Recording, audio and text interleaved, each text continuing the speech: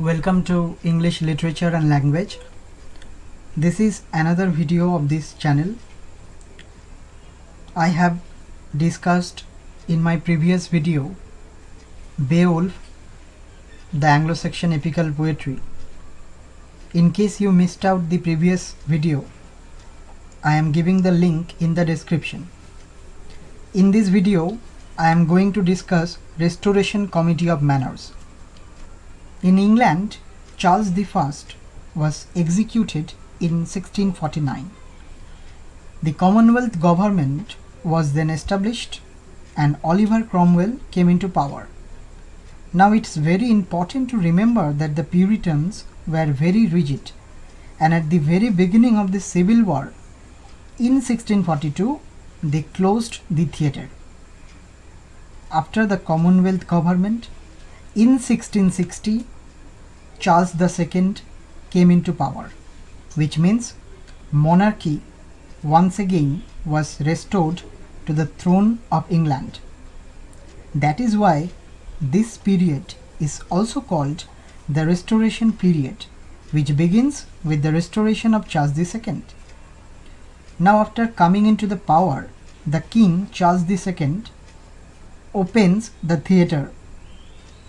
There was a great decline in drama in the post-Shakespearean era. Now what happens is that Charles II was in exile in France for a long time, and when he returned, he brought with him the tradition and culture of France, mainly the literature of France. English society was influenced by it and became corrupted and more interested in, you can say, entertainment than moral and social rules. This was the background before the Committee of Manners. We will now look into the features of this kind of committee. The origin of Committee of Manners can be found mainly upon the native dramatic tradition, which means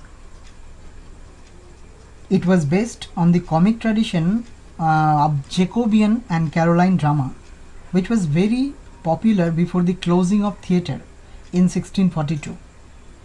This sort of drama was particularly indebted to Ben Jonson,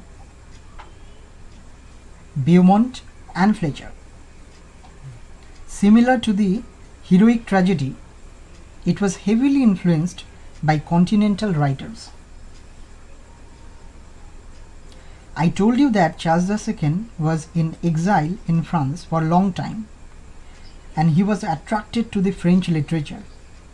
And when he brought that culture in England, here drama was influenced by the writers of France like Molière and Spaniard. The dramatists learnt their characterization and ideas for plot influenced by Molière. Spanish dramas only increased the love of intrigue and incident already firmly established in English society. Now the dramatists combined the continental experience with their native traditions, and the output was essentially English. The Committee of Manners only deals with the particular section of society, the gay, elegant and carefree aristocracy. The dramatists wrote comedies criticizing this society as people, particularly upper classes, living without moral standards. The characters are well dressed, they are whimsical and are often found to have scandalous love affairs, senseless battles. Its plot was intricate, concerned with character assassination, drinking and gambling, and also with other behaviors of the society around which the life of the gay aristocracy revolved. The Committee of Manners presents the aristocracy to ridicule their behaviors and social manners, and in this way it is different from other types of comedy. Traditionally, comedy deals with the middle or lower section of society, This type of comedy is essentially artificial in nature, as it depicts the superficial habits and manners of the gay aristocracy circle.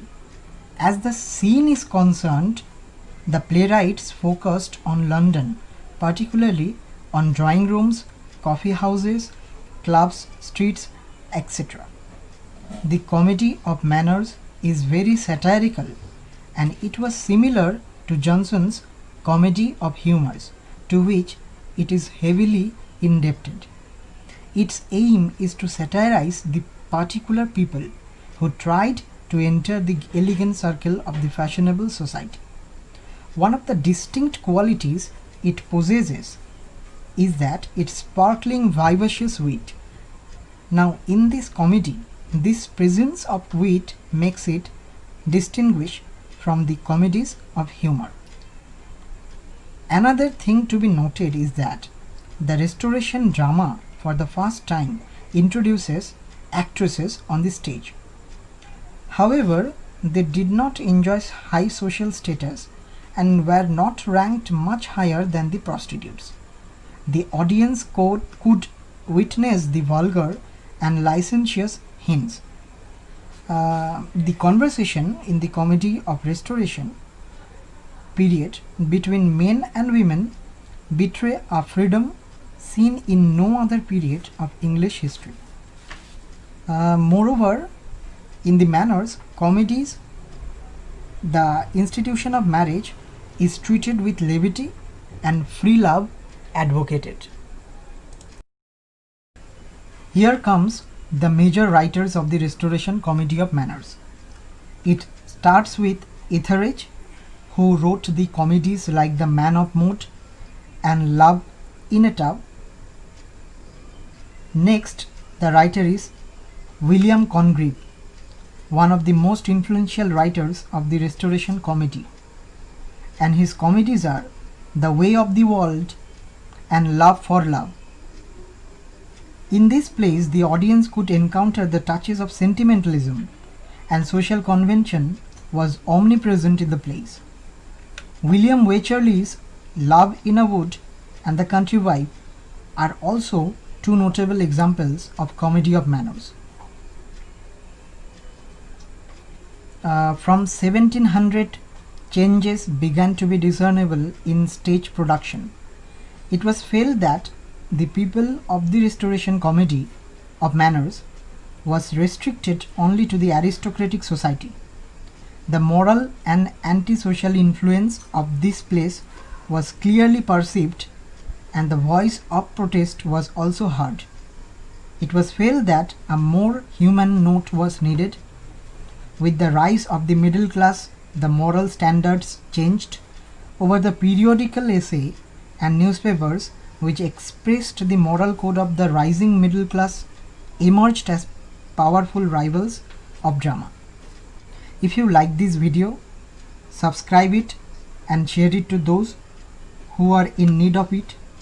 And if you need any other topics to be covered, let me know in the comment box. Thank you for watching.